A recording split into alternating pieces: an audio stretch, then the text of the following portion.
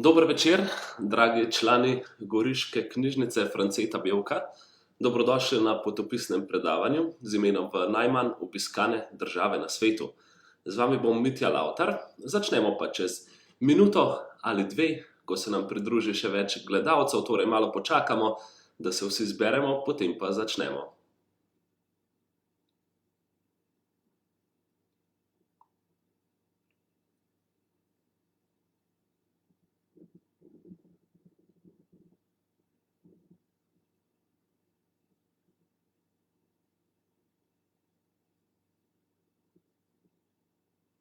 Danes torej potopisno predavanje v najmanj obiskane države na svetu. Na Pacifik potujemo v sredino Tihega oceana. Z vami bom Mitja Lavtar.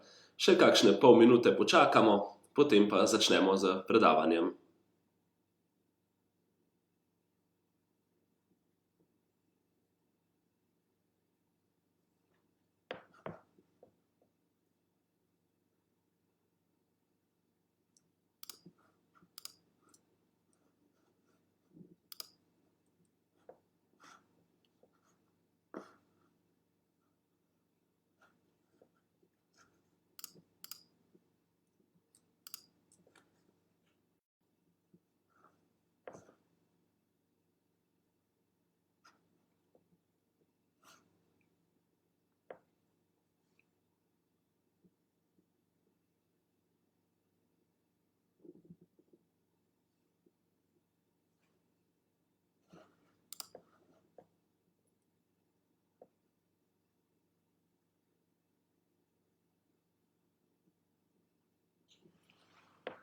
No, takole. Še enkrat lepo pozdravljeni na potopisnem predavanju v najmanj obiskane države na svetu. Vidim, da nekaj se nas je že nabralo, tako da bomo kar začeli z našim popotovanjem v tople kraje. Za razliko od današnjih dni, vsaj tukaj v Kranju, od koder vas lepo pozdravljam, je tam gotovo danes precej topleje, medtem ko pri nas pa zima, in mislim, da bo skok v Tihi ocean prav prijeten za današnji večer.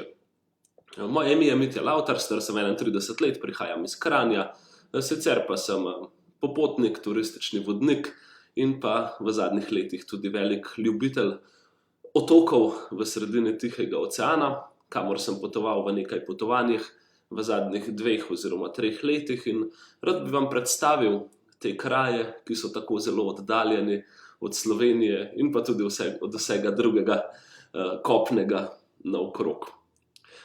Potovanje sem pa naslovil v najmanj obiskane države na svetu, kajti gre za kotičke sveta, kamor res ne stopi veliko turistov, z nekaj izjemami seveda. Imaginarij pacifiških otokov je seveda postavil že sam film Južni Pacifik, ki ste ga mogoče tudi sami videli. Gre za v bistvu imaginarij plaže z mivko, lepih deklet, palm, vulkanskih otokov, čudovitih plaž in pa seveda nekakšen košček raja, čeprav na zemlji. Ampak, kot sem sam ugotovil na teh potovanjih, je v tem raju tudi marsikaj narobe oziroma drugače, kot pa nam skušajo predstavljati turistični letaki in pa katalogi. Potoval sem v nekaj držav in pa na kar nekaj otokov, ki so prikazane v tem temno-modrem krogu. Gre v bistvu za bolj, recimo temu, južni oziroma jugozahodni del Tihega oceana. Sicer pa so pacifiški otoki razdeljeni na 3 večje enote. Prva je Polinezija, največja od vseh med Havaji, Novo Zelandijo in pa Velikonočnimi otoki. Se pravi, kar veliko območje, kjer je francoska Polinezija, čeprav ne država. Od državic pa imamo tukaj Tuvalu, Samoa, imamo Tongo, Novo Zelandijo. Potem imamo Mikronezijo, kjer je država Mikronezija, Palau, Maršalovi otoki, Kiribati, in pa tudi Melanezijo, kjer najdemo Fidži, Vanuatu in pa Novo Gvinejo, Salomonovo otoke. Se pravi, nekako tako geografi delijo vso to veliko področje, ki pa ni kaj dosti poseljeno. Zakaj sem naslovil predavanje Najmanj obiskane države na svetu? Gre namreč res za kar nekaj državic, ki so med najmanj obiskanimi na svetu. Po podatkih Svetovne turistične organizacije za leto 2019 je Nauru, ki ga boste videli v tem predavanju, najmanj obiskana država na svetu. Tuvalu je na 3. mestu za zgolj 1000, Tuvalu 2000 obiskovalci, potem imamo Kiribati za 4000 obiskovalci in pa na 7. mestu Maršalove otoke za 6000 obiskovalci, pri katerih niti ne gre nujno vedno za turiste, lahko so tudi zaposleni pri Združenih narodih, vojaki, ribiči in podobno, tako da res zelo malo obiska. Če postavimo to nekako v kontekst, že v Slovenijo pride letno nekaj milijonov obiskovalcev, turistov, na Nauru pa manj kot 1000. Seveda ta bela ne zajema podatkov držav, ki so trenutno v vojni ali pa sploh nimajo kaj dosti obiska, naprimer Afganistan in Turkmenistan. Začel sem na Vanuatuju, gre za eno zelo lepo otoško državico. Po nekaj tedenskem potovanju po Avstraliji sem si zaželel malo morja in pa toplote in tako sem odletel proti Port Vili, to je prestolnica Vanuatuja, in tam sem najprej vzel čoln na en otoček, ki se imenuje Hideaway Island, oziroma otok za nekako bi rekli skrivanje, in tam sem po težkem potovanju po Avstraliji lahko zaužil najprej nekaj dni pod palmami, tako kot se to tudi spodobi. Imel pa sem s seboj kolo in to kolo me je lahko potem popeljalo tudi v druge kraje. Sicer pa gre za tropski raj, za lepo plažo, palmami, ležalniki, dobro pijačo in pa tudi edino poštno postajo, ki je pod vodo. Če vzamete masko in se potopite 5 metrov pod gladino, je tam poštna postojanka, dejansko obstaja nekakšen nabiralnik in vodoodporne kartice se potem tja notri meče. Ampak jaz nisem prišel počivati in lenariti, želel sem potovati po Vanuatuju in tako sem se najprej usedel na čoln in obveslal širšo okolico tega otoka. Potem pa sem se usedel na svoje zložljivo kolo in začel raziskovati. Ta otok se imenuje Efate, gre za enega večjih v državi Vanuatu. In po teh cestah, ki so večkrat s precej luknjami, ampak lepo okolico, sem se odpravil naprej. Ljudje so me opazovali, gledali so, kakšno kolo je to, pa kako sem bil založen za vso opremo in šotorom in vrtljago. In hitro so me ustavljali in spraševali, kam sem namenjen. Kot lahko vidite na tej fotografiji, je narodnostno gledano lokalno prebivalstvo, temnejše polti, je pa tudi kar precej veliko Kitajcev. Kajti Kitajci obvladujejo trgovine, posel po vsej tej regiji, ki jo boste videli, mogoče z izjemo Fidžija, sicer pa je res Kitajcev ogromno na Pacifiku in imajo zelo močne gospodarske povezave z vsemi temi državicami. Vasice, ki so mi bile zelo zanimive, so velikokrat zgrajene iz valovite pločevine, stavbe v vasicah, asfalta ni več veliko, ko zapeljete iz glavne ceste, ljudje pa živijo preprosta, odmaknjena življenja. Mladi fantje se družijo na ulicah, ker nimajo avtomobilov, potem svoja kolesa okrašujejo. Na sliki imate enega fanta, ki je za zastavico in ščitom in drugo kramo okrasil kolo in bil glavni frajer na vasi. Sicer pa človek s samokolnico se vozi naokrog in to je njegova premična trgovinica. So pa vsi prebivalci zelo prijazni in te takoj povprašajo, če ti lahko kaj pomagajo. Zdaj stavbe, v katerih živijo, nekatere sicer so zidane in imajo nekaj osnovnega, ampak večinoma nimajo kopalnic, tako da se ljudje umivajo kar na koncu vasi, v potoku ali pa pod slapovi v morju in veliko je v glavnem vode na Vanuatuju. Tudi sam sem se podal proti vodi in sicer do enega lepega slapu, na poti pa se odprejo zelo lepi pogledi v dolino, rastejo papaje, ki jih vidite v centralnem delu te fotografije, zadaj v morju tudi tisti otoček, na katerem sem se predtem nastanil. Slapovi pa so zelo lepi, ker je veliko padavin, je tudi potem veliko vode po celem otoku.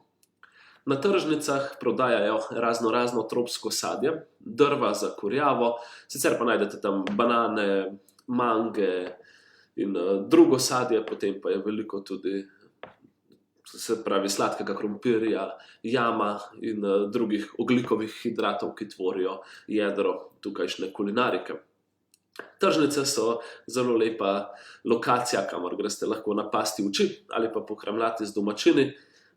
Veliko barv vidite in pa tudi veliko življenja.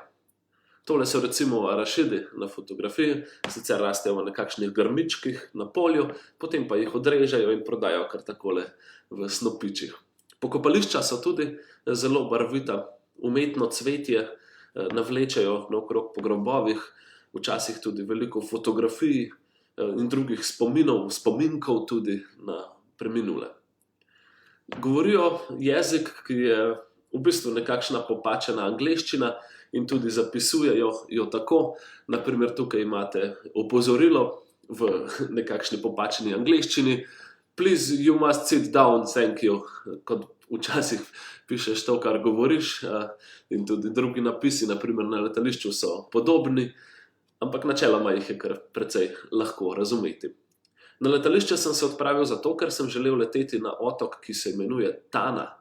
In tja me je popeljalo majhno letalo na propelerje. To so manjša letala, ki vozijo iz otoka na otok, kajti te državice niso en otok sredi morja, ampak je veliko enih otočkov, ki spadajo pod neko državo. Letalo je bilo tako majhno, da enkrat, ko sem se med letom dvignil, da bi se nekaj prestavil, sem se z glavo zadel ob strop in poklical stevardesov, niti toliko ni bilo prostora, da bi se človek lahko normalno obrnil, ampak prispel sem na Tano. Tana je zelo zanimiv otok in glavni mik tega otoka je vulkan, ki tam bruha. Ko sem prispel na letališče, smo se z lokalnimi prebivalci usedli na en pick-up kombi oziroma avto z prtljažnikom odprtim zadaj in zapeljali na drugo stran otoka. Videli smo ženske, ki postavajo v senci dreves in morda prodajajo svoje poljščine.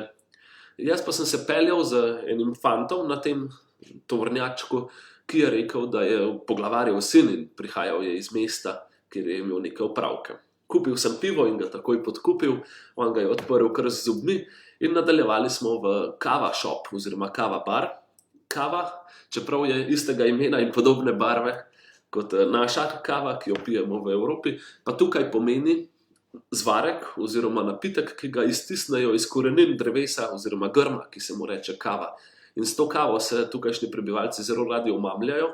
Gre za napitek, ki ga popijate in potem nekako umrtviči usta, ustnice in jezik, vpliva pa tudi na razum in bolj počasi se človek začne obračati. Ampak hitro sem videl, da kavo pijejo tukaj bolj proti večeru, ko si želijo sprostitve. Ampak z mano sta potovali tudi dve ženski iz francoske Polinezije, ki sta slišali, da je na Tani najboljša kava in najbolj močna tudi, pa smo se morali ustaviti in izprositi svojo porcijo. Takole gospodje potem posedajo v kava barih proti večeru, pa tudi v senci dreves in potem pijejo to zanimivo pijačo. Drevesa tukaj so res lahko zelo, zelo lepa, s številnimi koreninami in pa vejami, ki se kar razraščajo naokrog po okolici. Tukaj mislim, da gledamo enega od fikusov, fikus Benjamin ali kaj podobnega. Drugače pa ljudje na teh drevesih na Vanuatuju, predvsem na otoku Tana, tudi živijo. In hiške na drevesu so postavljene kar precej visoko včasih, da se jih pa tudi najeti za prespat in sam sem si potem lahko privoščil tole lepo bivališče. Šel sem v eno tradicionalno vasico, kjer sem pristopil in gospa, ki me je prva sprejela in videla v vasi, je takoj začela z nekim kolom zbijati po palmi. In to v nekem ritmu, ki je gotovo pomenil, prihaja obiskovalec.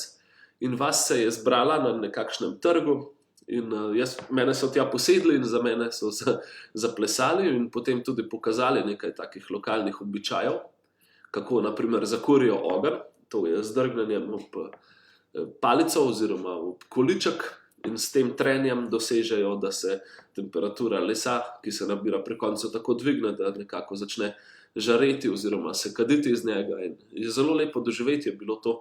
Nisem se nikoli predstavljal, čeprav sem že videl na televiziji. Zatem pa so mi pokazali tudi, kje raste kava, tisti grmiček, ki ga tukaj uporabljajo za omamljanje. In gre res za v bistvu eno tako rastlino, katere korenine potem posušijo in uporabijo za napitek. Glavni mik otoka Tana pa je v tem, da tukaj bruha en vulkan. in to že od časa kapitana Cooka, ki je prišel na ta otok. Že od njegovega časa še naprej stalno bruha. V bistvu gre za lavin lonec, če temu lahko tako rečemo. Nekaj jih je zgolj na svetu.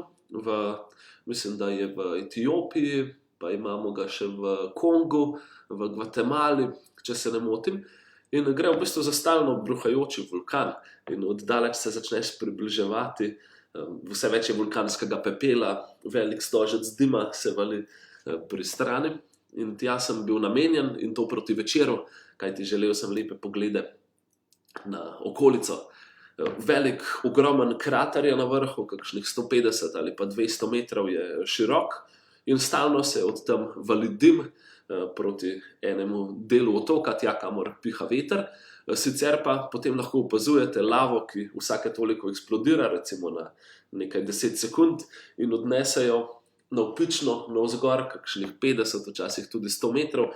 Vi stojite ob robu tega kraterja, ampak ker res nese lavo precej naravnost navzgor, potem padajo kosi lave kakšnih 10-20 metrov od vas, tako da načeloma to ne bi bilo preveč nevarno. Gre pa v bistvu za najlepši ognjemet, ki sem ga videl v življenju, za en tak poseben spektakel, sploh ko se znoči in ko bruha lava naokrog. Zagotovo gre za eno najlepših popotniških izkušenj, ki sem jih imel gotovo v svojem popotniškem življenju.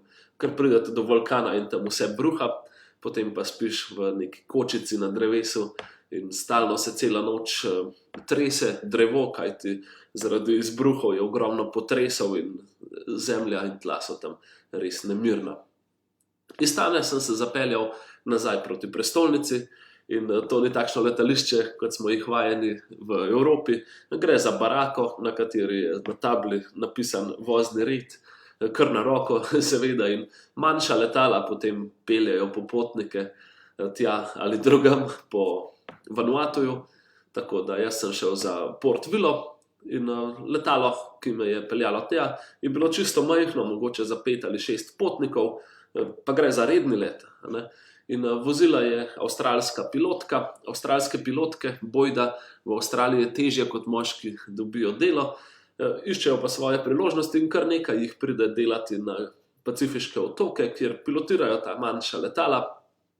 In to pomeni, da kakšen mesec preživijo tu in potem 2 meseca doma in potem spet en mesec tu in 2 doma. In zdelo se mi je zanimivo leteti v tako majhnem letalu, ki se je stalno premikalo sem in tja, in res je bilo občutljivo za, kako bi temu rekli, vse te vremenske razmere. Ko sem zapuščal Vanuatu oziroma Port Vilo, njegovo prestolnico, je na letališču ravno bila ena skupina deklet, ki so me veselo pozdravile in mi zaželele srečno pot, jaz pa sem se odpravil naprej na Fidži. Fidži je gotovo najbolj znan od vseh otokov v Pacifiškem oceanu, vsaj v tem delu, ki sem ga jaz obiskoval. Je tudi turistično daleč najbolje obiskan. Kar nekaj turistov prihaja sem vsakodnevno z velikimi letali, potem pa nas nastanijo v enem od rezortov, velikih hotelov, ki jih kar nekaj najdete po obalah Fidžija. Ampak mogoče prav zaradi tega je bil Fidži meni še najmanj všeč. Imajo zelo lepe plaže, sploh če potujete proti otoški skupini Jasava. To je iz Nedija, glavnega transportnega vozlišča, za ladjico kakšen nekaj ur vožnje, lahko tudi precej dlje. Pa kljub vsem tem lepim plažam me Fidži nekako ni prepričal, ampak življenje je tukaj lepo in zanimivo. Mladi igrajo veliko košarko, odbojko na plaži. Prebivalstvo pa je sploh zanimivo zato, ker je mešano. Skoraj polovica prebivalcev na Fidžiju je Indijcev, kajti Fidži je bil včasih pod Veliko Britanijo, ena velika plantaža čaja in podobnega, in tako so sem pripeljali ogromno Indijcev za delovno silo, ki so ostali in danes tvorijo polovico prebivalstva, čez palec seveda polovico, je veliko indijskih restauracij, indijskih templov, indijskih kadil, indijskih tržnic, in včasih se zdi, kot da ste prišli v nekakšen mali New Delhi. To se mi je zdelo zelo zanimivo, sicer pa lokalno prebivalstvo, tudi precej temnopolto, včasih tudi precej močno, kar se tiče kilogramov telesne teže. Z enim lokalnim avtobusom, ki sploh ni imel stekel, sem se zapeljal naokrog. Šel sem proti južnem delu tega otoka, ki se tudi imenuje Fidži, in ustavil sem se v neki oddaljeni vasi oziroma mestecu, kajti želel sem izkusiti tisto malo bolj lokalno življenje. Zelo me je navdušilo, kako barvita je bila tržnica, kaj vse so prodajali, včasih kar takole po tleh. Moški so se zbirali pred plakati, na katerih so oglaševali bokserske dvoboje. Očitno je to zelo, zelo priljubljeno tukaj. Sam pa sem spoznal enega zanimivega domačina, Antonijo mu je bilo ime, pisal se je Bula, kot tukaj rečejo tudi pozdravo, torej ko pridete na Fidži, vas takoj pozdravijo Bula, Bula, po domače. In on je pa rekel, da je blizu tega mesteca Sipina, na kateri trenira fidžijska rugby reprezentanca. Ne vem, če ste vedeli, v rugbiju so fidžijska skupina, tista, ki tekmuje v šestkah, torej ne v ta velikih skupinah po 14, so bili večkrat že olimpijski prvaki in trenirajo prav tukaj. Če Avstralci, Novozelandci in drugi, ki so dobri v rugbiju, trenirajo v velikih štadionih, fitness centrih in podobno, pa fidžijsko reprezentanco trenerji spustijo teči po tej Sipini in to je precej zakomplicirano in težavno, tudi sam sem se preizkusil in potem kar precej utrudil, ko sem z Antonijom tekel tu gor in dol. Tudi Antonijo je bil velik ljubitelj kave, zvarka torej iz lokalnih korenin in peljal me na tržnico, da sva nakupila te korenine, potem pa smo šli do njegovega strica, ki je včasih deloval pri Združenih narodih, boril se je v Libanonu in prav zanimivo se mi je zdelo iz tega otoškega raja, kako ljudje potujejo na Bližnji vzhod in potem tam delujejo v misijah Združenih narodov. Ampak seveda življenje je tukaj težko in priložnosti in denar iščejo tudi druge. Tukaj zdaj lahko vidite, kako se to pripravi, torej mešanico z drobljeno korenino kave dajo v nekakšno nogavico in potem to nogavico ožemajo v vodi in spuščajo v tekočino, potem pa se tega napijajo in ležijo naokrog po balkonu. Tonga je bil naslednji otok oziroma državica, kamor sem potoval. Za tiste, ki ste se pridružili kasneje, poslušate potopisno predavanje v najmanj obiskane države sveta. Z vami sem Mitja Lavtar. Tonga je tudi ena zanimiva deželica, že ime samo se sliši tako eksotično in privlačno, Tonga. Potoval sem na Tongo, torej v Tongatapu.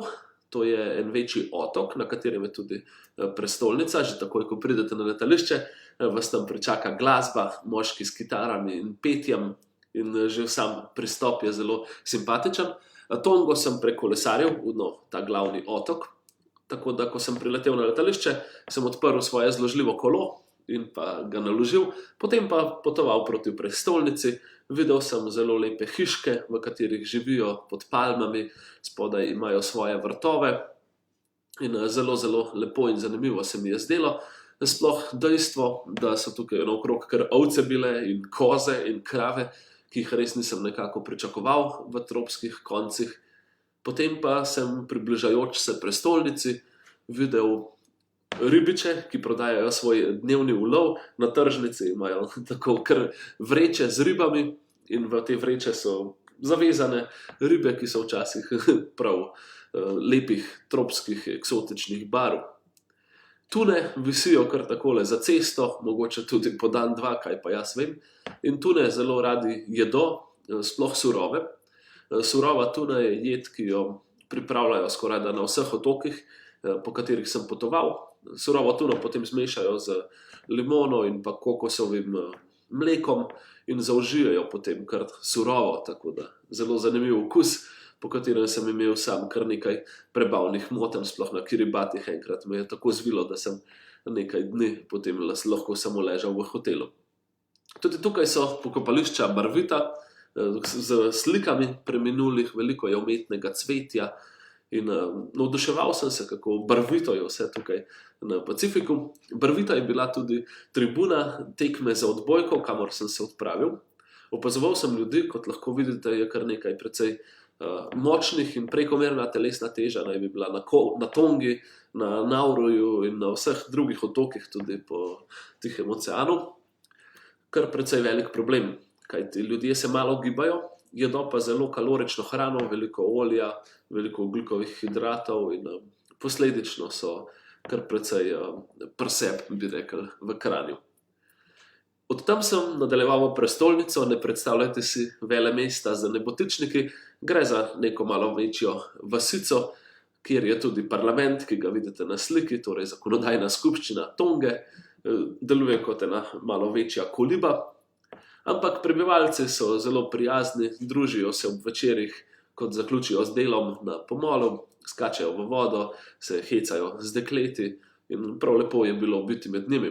Potem pa sem kolesaril naprej po otoku, v senci palm rastejo potem razne rastline, kot so recimo paradižniki, jam, torej velik, recimo temu tropski krompir, sladek krompir imajo tudi stročnice in podobno. In to je zasajeno potem pod palmami, ki so pa načeloma kokosove palme in kokos tudi na veliko uporabljajo. Ogledati sem si šel eno veliko zanimivost, to so bili nekakšni gejzirji, kot jim tukaj pravijo, torej tongalski gejzirji. Voda se zadeva v otok in potem skozi posebne kanalčke pronica proti notranjosti in izbruhne tam, kjer je neka špranja in vsak val, sploh tisti malo večji, pripelje posebne eksplozije navzven in to se mi je zdelo zelo lepo in zanimivo. Ogledal sem se tudi posebno skalo na sicer zelo ravnem otoku, atolu, pa kar ena ogromna skala in potem sem prebral, da je to skalo prinesel velik tajfun oziroma ciklon, ki je se razgrmel nad okolico in potem z cunamijem, torej velikim valom, je prineslo tudi ogromne skale na sicer raven in nizek otok. Od te skale, ko sem se povzpel na njo, pa se je odprl lep pogled proti bližnjim poljem in pa plažam. Kot lahko vidite, gre za precej neposeljen otok, košček raja. Tole je šola. Šola ima zelo lepo veliko drevo v atriju, v senci katerega so se igrali otroci. Sicer pa šola ena običajna koliba iz valovite pločevine, zelo preprosto in precej skromneje kot pa recimo v Evropi ali pa v Sloveniji. Privoščil sem se tudi lokalno pojedino. Gre za nekakšno zev, ki je bila pečena z čebulo in pa svinino. Vse to na jamu, torej na nekakšnem krompirju. Zelo kalorično, zelo močno, ampak za kolesarja, kot sem sam, lačnega po celem dnevu kolesarjenja, seveda to zelo prav prišlo.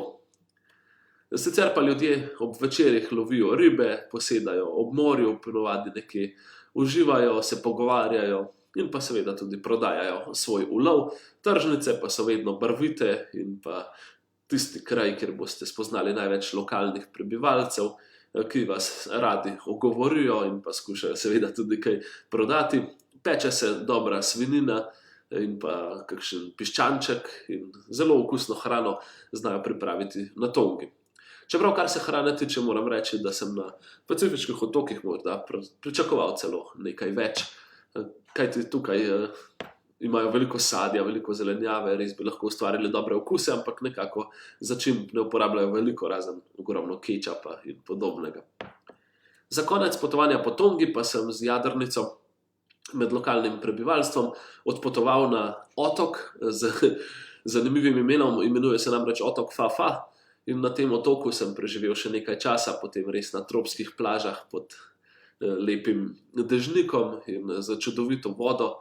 Potem pa sem odpotoval proti Samoi na tem svojem popotovanju po Pacifiških otokih. Samoa je zelo lepa država, gre pa tudi za zelo lep otok. Otok se imenuje Upolu in gre v nasprotju za Tongo, ki je zelo nizka, atol, torej vrh nekega ognjenika podvodnega.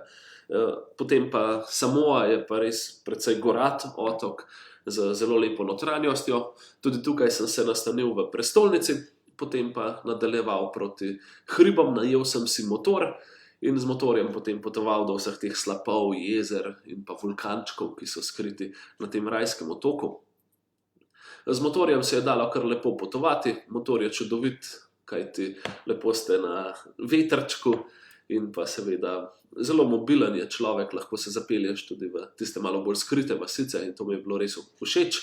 Za to fotografijo vidite bananine palme, sicer pa ogromno cvetja, ogromno zelenja, ogromno vode, zares lepo je, bi lahko rekel, na Samoi. Ceste vedno niso najboljše, popeljejo pa vas čisto v notranjost, kjer so zelo lepa jezera. Tole jezero je recimo v kraterju oziroma v vulkanu, na katerega se je potem treba povzpeti. Poti niso dobre, vidi se, da tam skoraj da nihče ne hodi, ampak malo mimo blata in med rastlinami pa se pride do vsega, kar človek išče in najde tudi zelo lepe poglede, kot je ta pogled na, mislim, da je bil evkaliptus, torej nekakšno drevo z barvitim ljubjem, kar me je sploh navdušilo, tega še nisem nikoli videl. Ljudje se prevažajo po otoku z preprostimi avtobusi in pa kombiji, kakšni so prav lepo okrašeni in dodane so jim barve, poslikave, zastavice, baloni in podobno. Vse gotovo za srečno vožnjo po tem otoku, kjer so ceste res včasih precej zavite in pa strme, zanimive. Ljudje veliko lovijo ribe. Tukaj v pristanišču sem videl kar nekaj ribiških čolnov in ladij, ampak ne gre za ogromno industrijo, gre predvsem za manjše čolne, ki lovijo za lokalno prebivalstvo, medtem ko kitajske, japonske in druge večje ladje pa potem lovijo v globih vodah.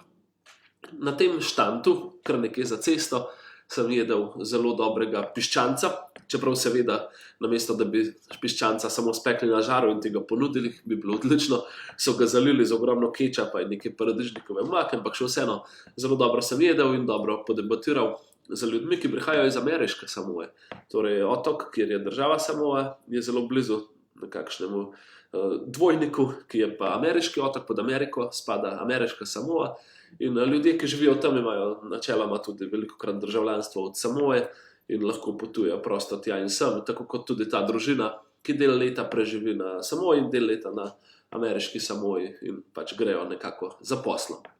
Sicer pa pogledi na plažah zares čudoviti, palme in vse, kar obljubljajo katalogi, obljubljajo pa tudi tole vodno luknjo, v katero se spustite po posebnih stopnicah, po lestvi in potem znotraj lahko zaplavate. Po podzemnih kanalih je vse skupaj povezano z morjem, tako da notri je morska voda in tudi čutiti je nekako valovanje, sicer pa gre za en najlepši bazenov, v katerih sem plaval, naravnih bazenov seveda, res čudovita lokacija je tale vodna luknja.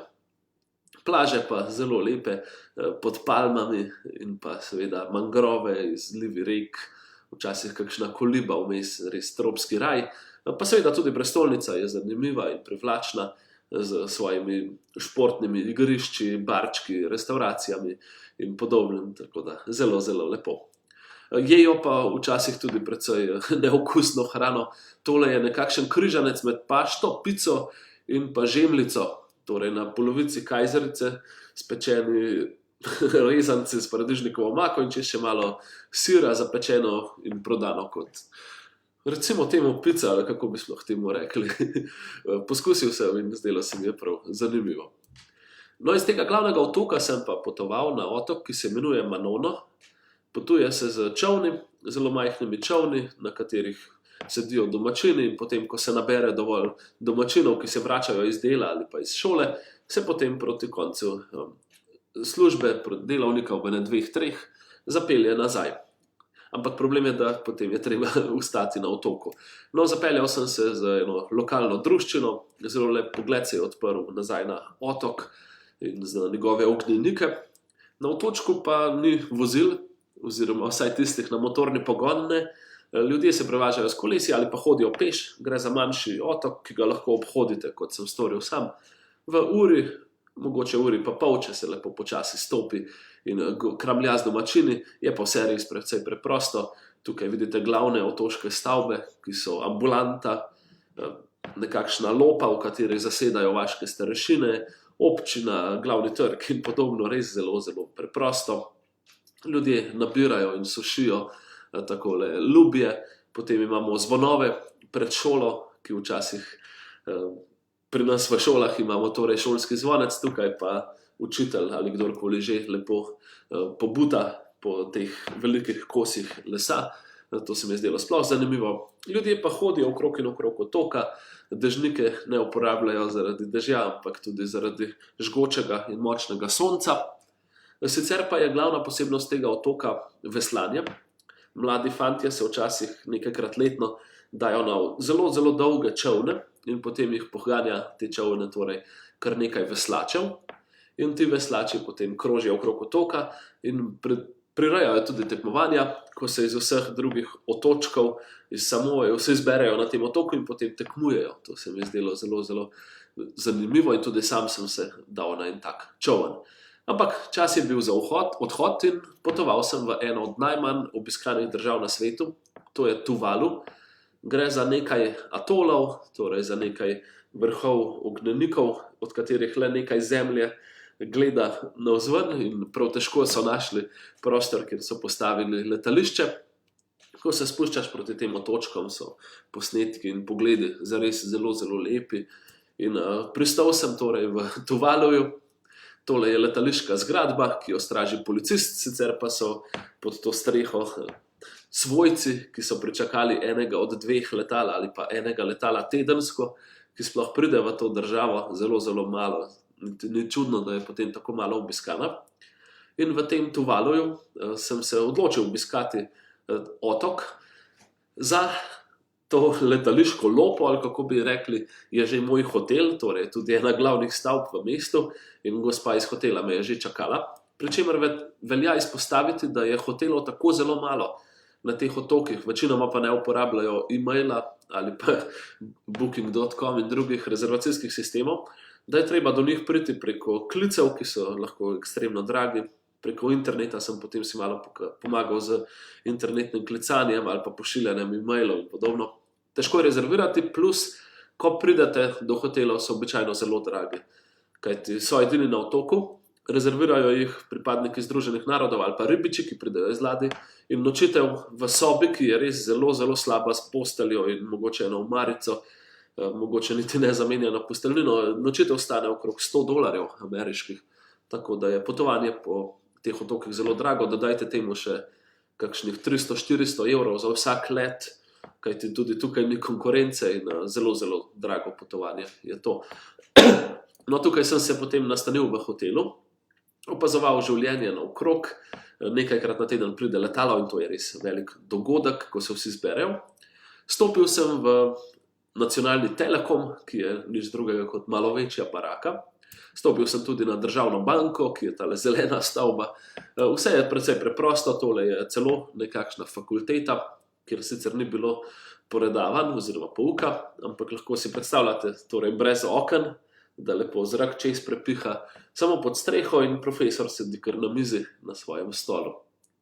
Tudi tukaj trgovine obvladujejo Kitajci in veliko kitajskih konzerv lahko najdete in pa vloženega sadja, zelenjave, ribe, testenine in podobno.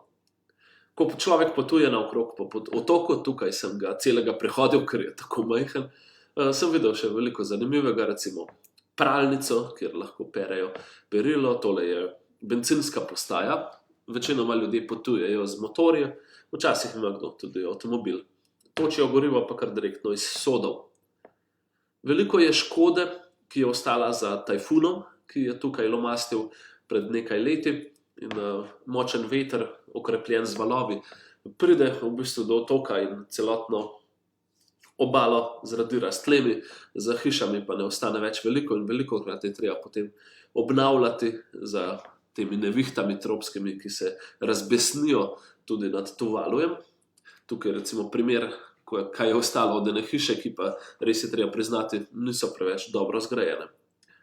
Tudi tukaj pokopališča zelo slikovita, barvita, z strehami, kot jih imajo za svoja lastna domovanja, veliko enega cvetja, včasih tudi kužki, ki spijo v senci grobov, sicer pa na obalah številne ladje, ki so tukaj nasedle, ogromno smeti. Gre za zelo tanek otok in na koncu tega tankega otoka je celo prostor, ki je rezerviran za smetišče. Ampak smeti, ki jih tam deponirajo, potem voda splavlja stran in nosi nazaj na obalo. In čeprav gre za nekakšen raj, včasih res najdete zelo veliko smeti in onesnaženost je ogromen problem za otoke, kot so Tuvalu in pa Kiribati. Otok je tako tanek mestoma, da je na eni strani otoka hiša, v kateri ljudje živijo, vmes je cesta, na drugi strani pa je potem prostor za viseče mreže, pa tudi sonce se pomika običajno tako, da imajo mreže nekako na obeh straneh in potem počivajo tam, kjer je pač v tistem času najbolj senčno in pa hladno. Včasih se otok nekoliko razširi, torej ta ozka kača zemlje sredi ničesar, in tam so potem glavne stavbe, tudi otroško igrišče, pa šola. Sicer pa je širina otoka, tako kot lahko vidite na tej fotografiji, zelo ozko in pa tudi zelo ozka cestica. Velik problem je, da v primeru, da se bo, pravijo, da zaradi globalnega segrevanja ozračja gladina morja zviševala, to pomeni za te otoke, da jih bo tudi nekako voda požrla, ampak zdaj so začeli s pomočjo Združenih narodov na obeh straneh teh tankih otokov graditi nekakšne nasipe, ki bi preprečili temu dvigajočemu morju, da bi se zlivalo noter, ampak bomo videli še, če jim bo uspelo. Vsekakor velik problem spreminjanja ozračja in pa okolja na teh otokih, ki pa so zelo slikoviti in prijetni, in ob večerih se tudi v letališki zgradbi zbere nekakšna verska skupnost, ki potem igra glasbo, poje hvalnice in verske pesmi. Skupaj so v skupnosti, zdi se zelo močni in prav lepo jih je bilo videti ob večerih. Moji večeri pa so potekali včasih tudi v baru od hotela, kjer sem spoznal zanimive ljudi, ki so tam prihajali. En je bil recimo gospod, ki z jadrnico potuje okrog sveta, pa se je tam ustavil in potem prišel na pijačo. Drugi je bil ribič oziroma pilot helikopterja, kajti helikopter običajno potuje nad ribiško ladjo in opazuje, kje so tune, kje so jate, jih zvablja tudi proti mrežam, in je imel tudi malo dopusta in je prišel na kopno. In potem smo si drug drugemu pravili zgodbe ob pivu in zelo, zelo zanimivi so lahko večeri v teh gostilnah. Onesnaženja pa spet lahko vidite veliko, turizma pa precej malo, čeprav kakšen kovček se tudi najde. Cisterne oziroma sode od goriva tudi odvržejo kar nekaj ob robu vasi. Kužki počivajo nekako v senci pokopališča.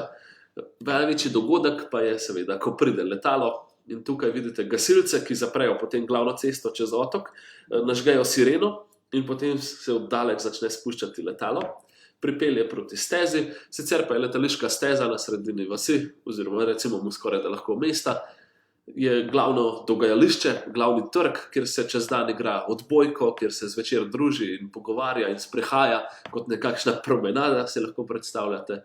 In potem pa, ko pride letalo, vse skupaj zaprejo in poskrbijo za to, da se ljudje varno izkrcajo iz letala.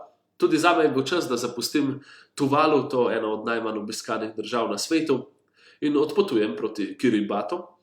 Z zelo majhnim letalom smo potovali in karta je bila napisana kar nekako na roke, potem pa smo se usedli v tisto majhno letalce in odpotovali v eno najbolj zanimivih držav, kar sem jih videl.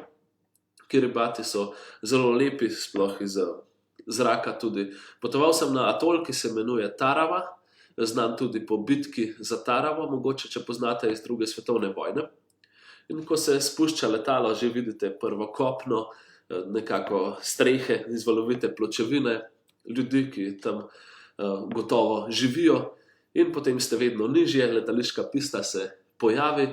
In bil sem na Kiribatih, ki so se mi vedno zdeli tako eksotični. Se veste, vedno povejo tudi, ko se začenja novo leto, ko vstopamo v novo leto, rečejo že čez dan Kiribati, so pa že vstopili v novo leto kot ena najbolj oddaljenih držav. In je v bistvu že celo na drugi strani datumske linije, ampak ker nekako poslujejo bolj s tem zahodnim delom od njih, so se odločili biti torej v času, ki je podoben Avstraliji in pa Novi Zelandiji. Ljudje živijo včasih v zidanih hišah, največkrat pa kar v nekakšnih kolibah, ob katerih sušijo posodo, sušijo oblačila in pa tudi sami radi binglajo v visečih mrežah. Zanimivo je bilo opazovati ribiče. Ribiči za svojim ulovom potem v nizki plitvi vodi na sredini atola, torej v notranjem delu tega okroglega otoka, potem čistijo ribe. To je zelo zanimivo za videti. Okrog njih gre mlaka krvi, ki počasi se oddaljuje, oni pa tu nam izrezujejo drobovje in potem ribe nosijo proti obali svojim ženam. Pokopališča so tukaj precej preprosta. včasih zgolj pivovske flaše omejujejo njihove grobove, to se mi je zdelo zelo, zelo zanimivo. Voda je tukaj velik problem na vseh otokih, ki niso gorati, torej kamor bi se ujemala voda in potem stekala dol.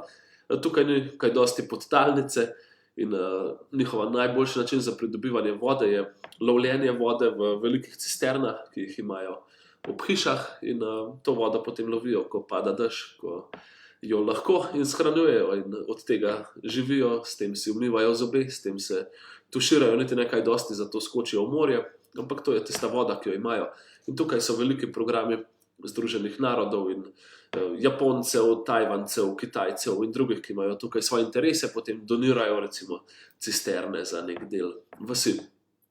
Imel pa sem veliko srečo, kajti na Taravo sem prišel v času nekakšnih olimpijskih iger Kiribatov. Vse otoške, gre za ogromno državo, ki je velika za dobršen del Evrope, recimo, in ljudje živijo na različnih otočjih, ki spadajo pod isto državo Kiribati in ta otočja so prišla tekmovati v različnih športih v Taravo ravno v času, ko sem sam tam popotoval in to se mi je zdelo zelo zanimivo. Tukaj na enem trgu so dvigovali uteži, to je zelo priljubljen šport, v katerem imajo celo, mislim, da Pacifiški otoki nekaj olimpijskih medalj. Potem so tekmovali v nogometu, tekmovali so v odbojki, jaz pa sem hodil v krog in v bistvu mi ni bilo treba iti na vse Kiribate, ampak so ti nekako prišli k meni, vsaj v obliki ljudi, s katerimi sem lahko govoril in jih pozdravil, tako da to je bilo zelo, zelo lepo in zanimivo. So pa okrog in okrog otoka stalno nekakšni topovi, ki so ostali še iz druge svetovne vojne, iz znamenite bitke za Taravo, kjer so se pomerili Japonci in pa Američani v sodelovanju z ANZAC, torej z Avstralci in pa Novozelandci. Tudi tukaj so stavbe, vladne stavbe, recimo tega zelo preproste. Ministrstvo za delo je le malo večja baraka od sosednjih, ministri se vozijo potem v malo večjih avtomobilih, kot se vozijo sosedje, ampak nič kaj bogatega in razkošnega niso ti dragi Kiribati. Veliko tudi ostaja za neko gotovo veličastno preteklostjo ali pa vsaj njenimi poizkusi. Veliko je smeti, veliko je nekega propadanja. Tukaj recimo veliki topovi, ki so včasih merili proti sovražnikovim ladjam, danes pa le še ležijo v vodi in pač spremljajo prebivalce Kiribatov. Če hodite po obali, lahko vidite, da je res precej onesnažen ta atol Tarava, kajti ljudje večino stvari mečejo v morje. Smetišče sicer obstaja, ampak te smeti tudi potem veter raznese, pa valovi odnesejo in dostikrat se potem voda to splavlja nazaj in do tja, kamor pride plimovanje, tam ostane en 2-3-metrski pas smeti, ki je mešanica plastičnih vreč, veliko oblačil in raznih drugih potrebščin, plastenk. In Kiribati, čeprav so res rajski, so dosti drugačni od tega, kar bi pričakovali v našem raju. Ljudje živijo tudi dosti blizu morja in stalno je problem, da jim valovi potem splavljajo nazaj material in da morajo graditi na kolih, odnašaj zemljo. In tako so vasi, recimo na obmorski strani, lahko včasih vedno manjše in manjše. Ampak prebivalci se imajo načeloma lepo, vsaj meni se je tako zdelo. Vsak večer se lahko namenijo na obalo, ki nikoli ni prav daleč. In na obali se potem kopajo, včasih tudi po uro ali dve. In sedijo v vodi, malarija se igra, žene sedijo na obali in kramljajo in opazujejo svoje otroke. In te otroci so se navdušili seveda za tistega redkega belega obiskovalca Kiribatov, ki pa se je še rad kopal, to sem bil jaz in potem, ker sem bivši vaterpolist, sem jih naučil tudi nekaj vaterpolskih trikov in štosov v vodi, pa špricanja in podobnega. In kakor se rad pošalim, ustanovil vaterpolsko šolo Tarava, kjer smo se potem nekaj dni z mulci igrali. Ampak tudi za Kiribate je prišel konec in odpotoval sem proti Marshallovim otokom. Mitja Lauter sem z vami, poslušate potopisni večer oziroma predavanje, na katerem potujemo v najmanj obiskane države na svetu. Potovali smo zdaj po Kiribatih, premikamo se na Marshallove otoke. Na Marshallove otoke sem potoval iz Kiribatov tudi z manjšim letalom in prišel potem na glavni atol, ki se imenuje Majuro. Na Madžuru sem se nastanil v hotelu, ki je imel tudi zanimiv tak, kako bi mu rekli, mornarski, ribiški, skoraj da piratski lokal, ker se potem lahko naroči dobro zahodno hrano z burgerji, zrezki in podobnim, pa seveda hladno pivo, k kateremu se zatekajo številni mornarji in pa ribiči, ki se redko izkrcajo na obalo. Tole pa je na tej fotografiji torej ribiška ladja. Ribiške ladje niso ogromne ladje, ki bi za seboj vlekle ogromne mreže, ampak ribiške ladje na Pacifiku delujejo v nekakšnem tandemu. Imeti morajo vsaj 3 elemente in to je ta ladja v ospredju, modre barve, manjši čoln. Ta je čoln, ki dejansko vleče ribiške mreže. Potem pa je zelena ladja v ozadju, to je pa hladilnica. V bistvu ona dve skupaj potujeta in ena ogromna hladilnica, ki je ena velika zamrzovalna skrinja, si predstavljate, je v bistvu nekakšna hladilnica, v katero potem iz ladje, ki ulovi ribe, spravijo gor mreže in potem jih notri zamrznejo.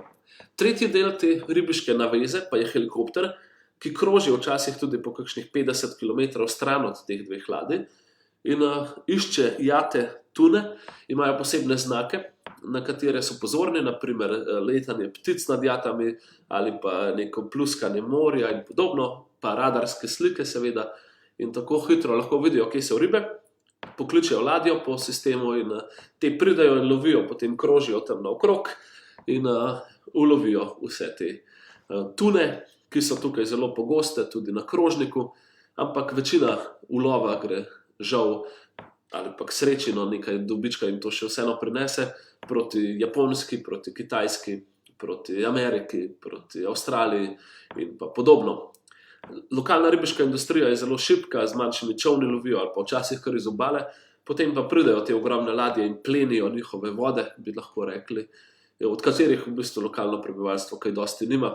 Sem pa videl, no, da imajo nekakšen dogovor, bojda, da potem, ko sem se sprehajal po obali, iz teh ladij skrivoma pripeljejo nekaj zabojev tune in potem jih kar vržejo še zmrznjene v vodo, in ker so še težke, tam kar potonejo in ležijo po tleh v vodi, potem pa si jih lokalno prebivalstvo pride nekako iskat, ampak kaj dosti od tega mogoče politične elite, lokalno prebivalstvo nima.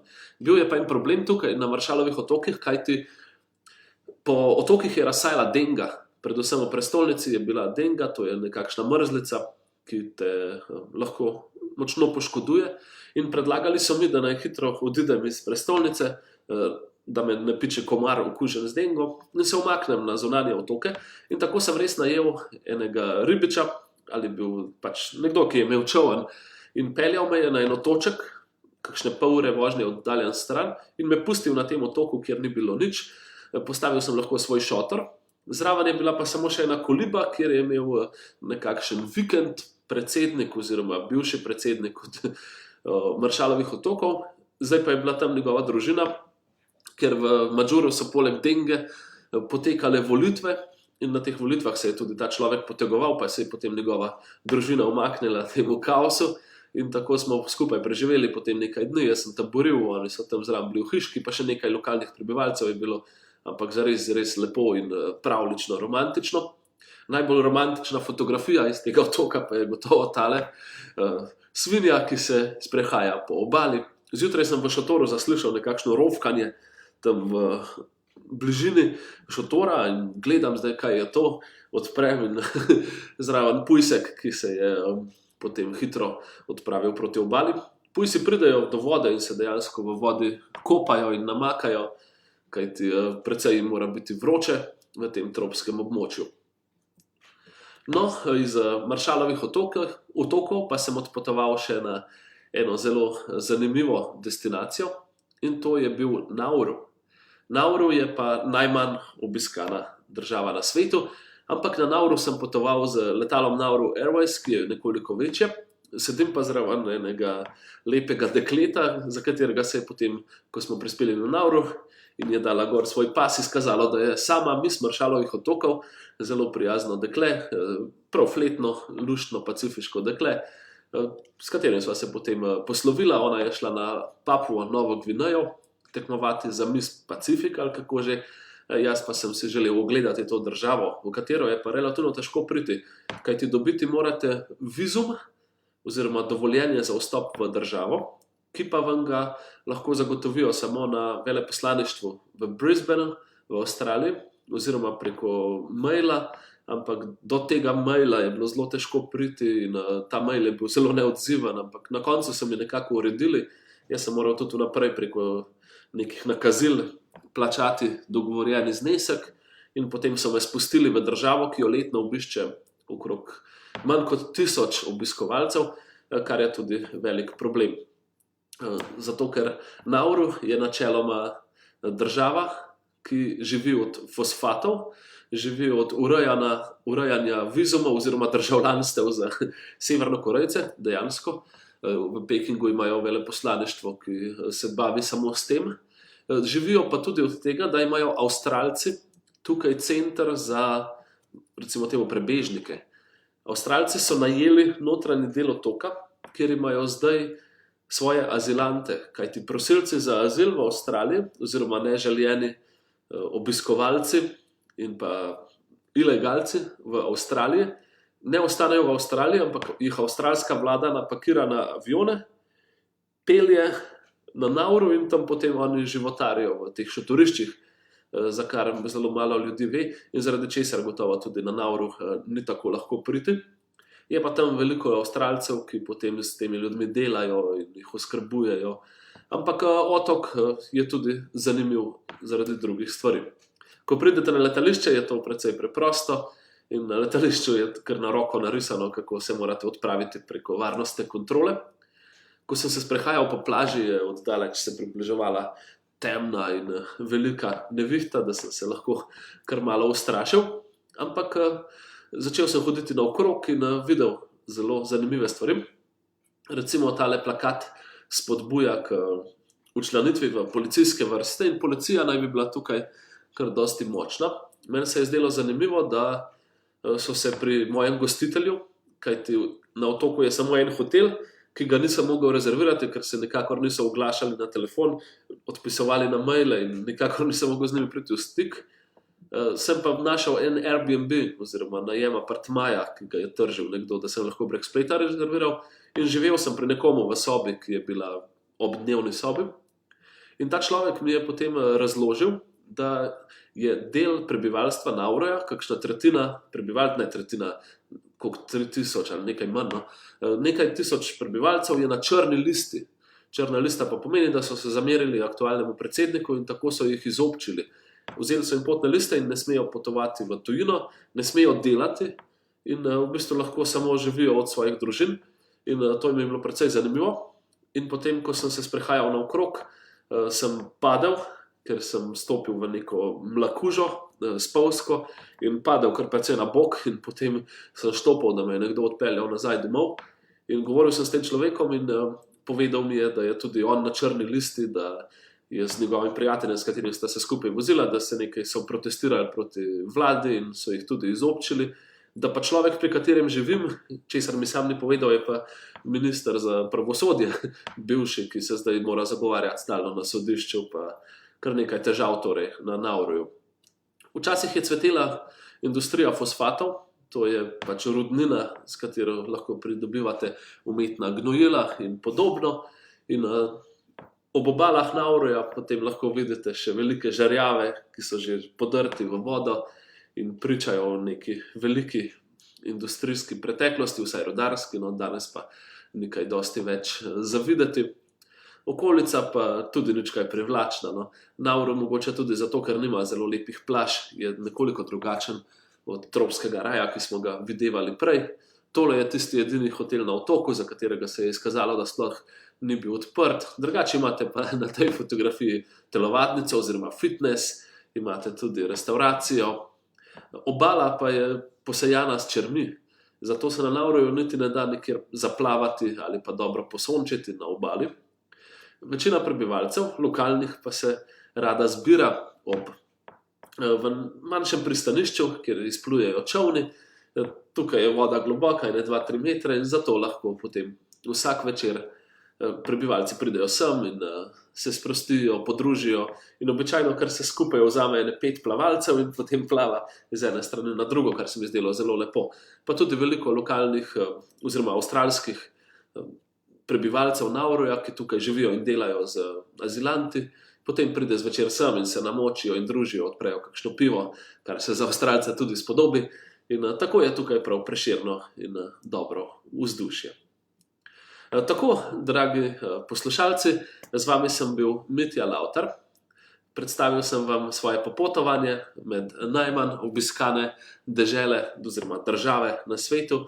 Potovali smo po Pacifiku, po Tihem oceanu, po njegovem jugo-zahodnem delu. Videli smo najprej Vanuatu, kjer so bili zelo zanimivi in čudoviti prebivalci otoka Tana in pa potem seveda tudi tisti vulkan, ki ga vidite tudi na tej fotografiji za mano, kot eno najlepših doživetij, ki vas čakajo v Tihem oceanu, ki stalno bruha in po noči s čudovitimi eksplozijami nagradi vsakega obiskovalca.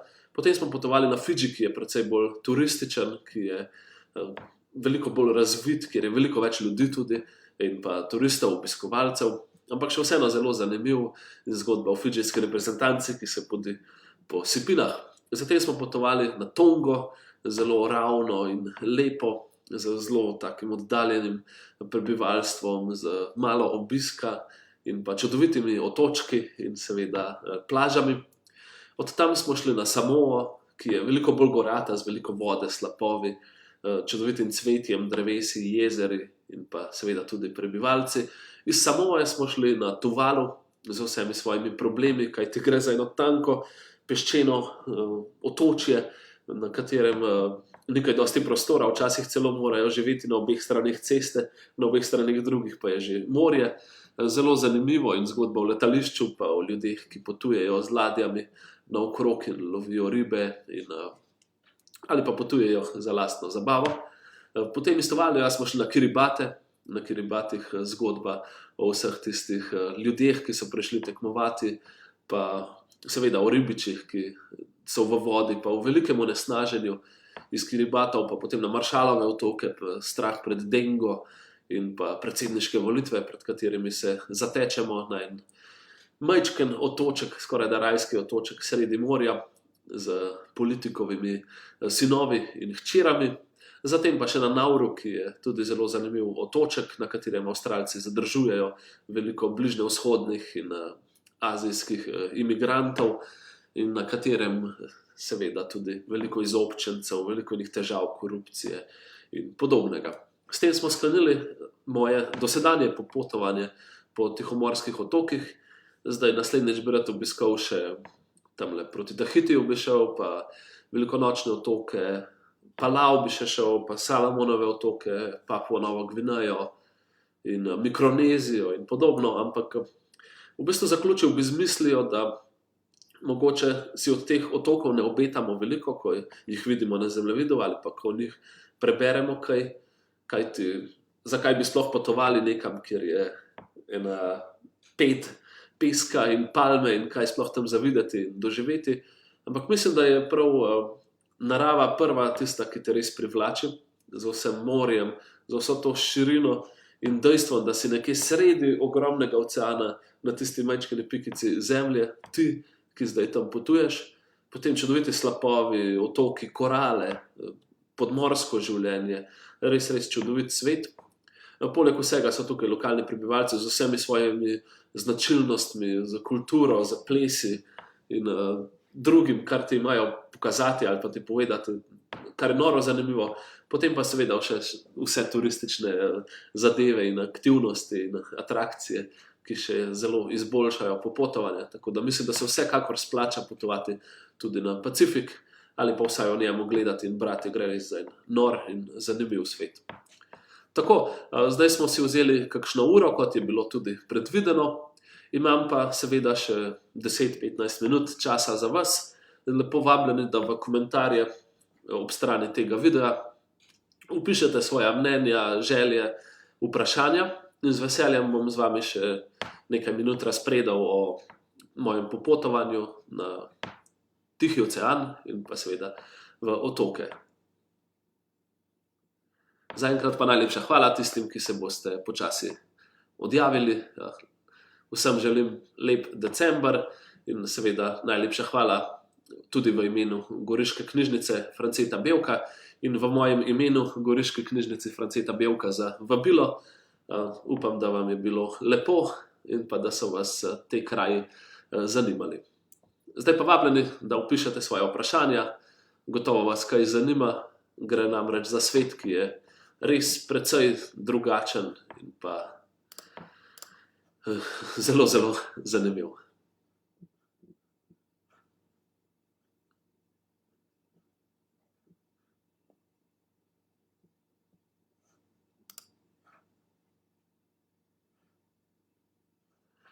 Vidim, da nekaj komentarjev že imamo.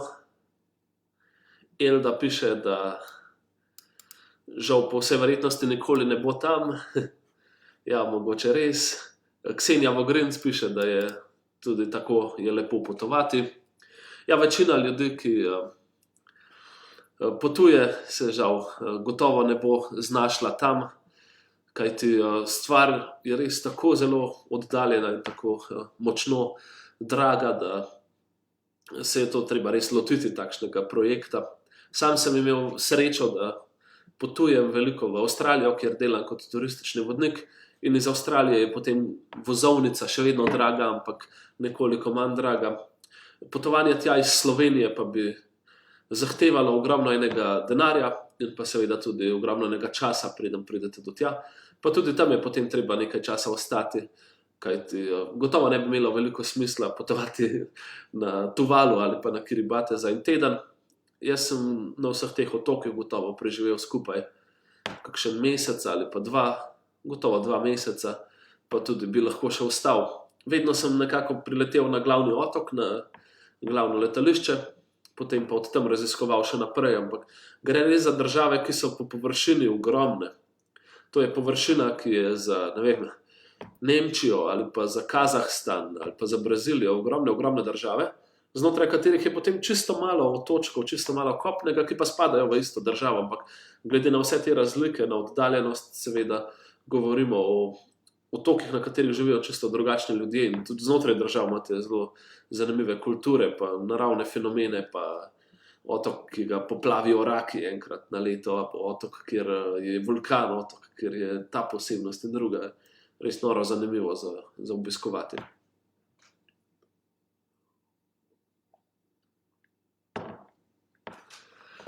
Lepo vabljeni še enkrat za vaše komentarje, vprašanja, lahko jih vpišete pri strani, če ima kdo še kaj.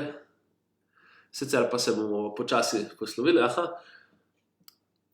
Vprašanje Sanje Ribolica Kavčič, jih vlaganje v turizem ne zanima, ali se mogoče turizma navala turistov bojijo? Se upravičujem, če je že bil odgovor. Turizma je zelo malo, po mojem mnenju, zato ker je stvar zelo oddaljena in posledično tudi precej draga. Čeprav lepa, mogoče je tudi zato, ker same države niso dobro urejene. Ker države, ki so urejene, recimo otoki, ki spadajo pod Francijo, kot so Tahiti pa francoska Polinezija, tam je v bistvu zelo dobro urejeno in tudi kar nekaj turistov, gotovo ste že slišali za Bora Boro in podobne otoke.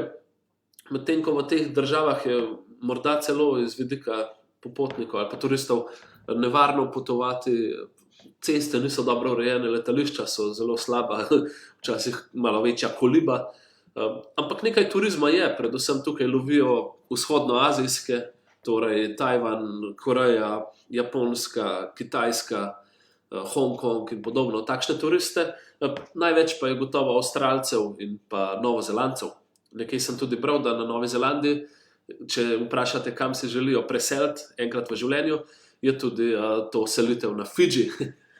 Torej na Fidži velikokrat potujejo in mislim, da Fidži pa Samoa kot samostojni državi imata dobro razvit turizem s 5-zvezdičnimi hoteli in podobno, medtem ko druge države skoraj da tega nimajo.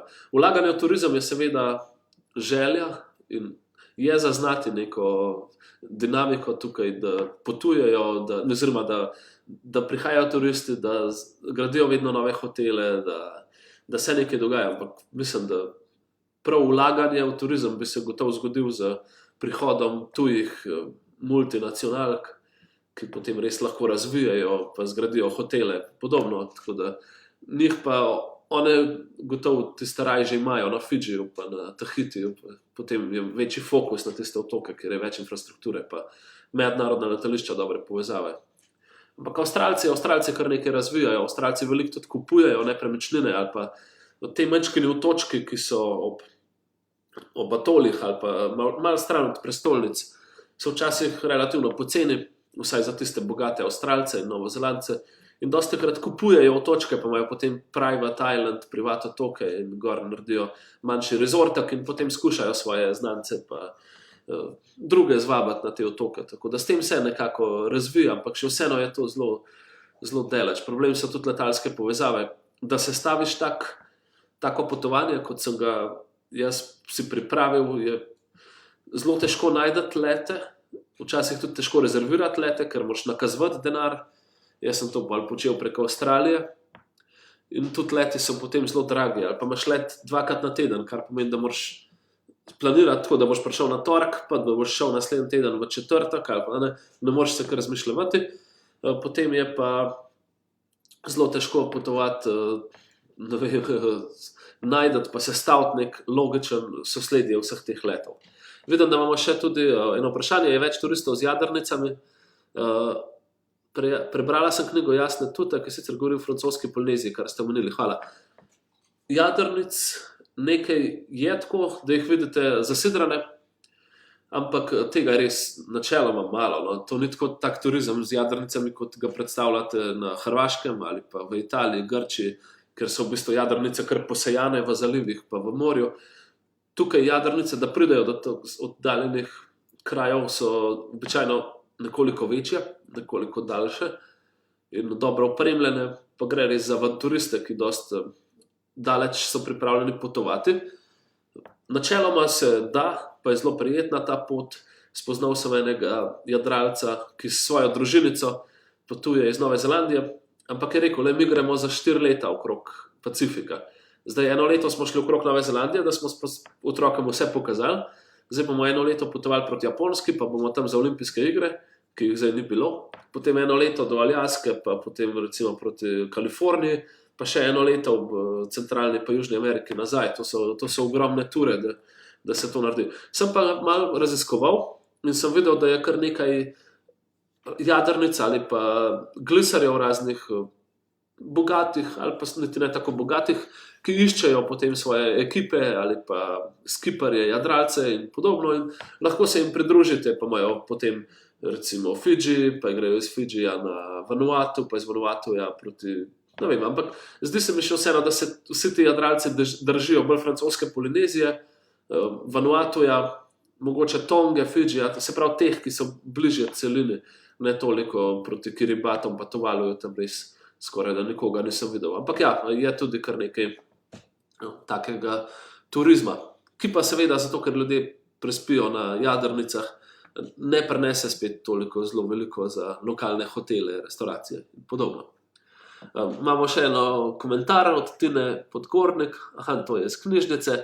Mitja, lep pozdrav, čudovito doživetje. Najlepša hvala tudi vam, Tina Podgornik, še enkrat za vabilo v vašo knjižnico, v narekovajih lahko rečemo. Žal čas tak, da se ne moremo videvati v živo, ampak sem prepričan, da se bomo kdaj tudi pri vas pri klavirju, mislim, da se reče, srečali in opravili še kakšen potopis v živo.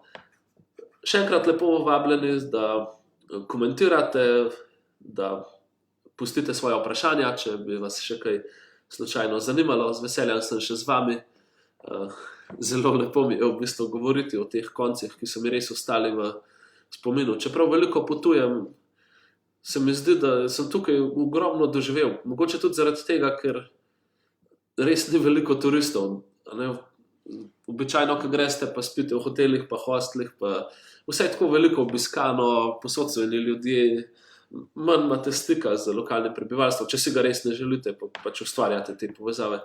Tukaj je pa res potem tako, da ste stalno med ljudmi. Jaz nisem srečal, ne vem, razen na Fidžiju, jaz druge nisem srečal skoraj da nobenega turista in stalno imate res ta privilegij, da ste med ljudmi.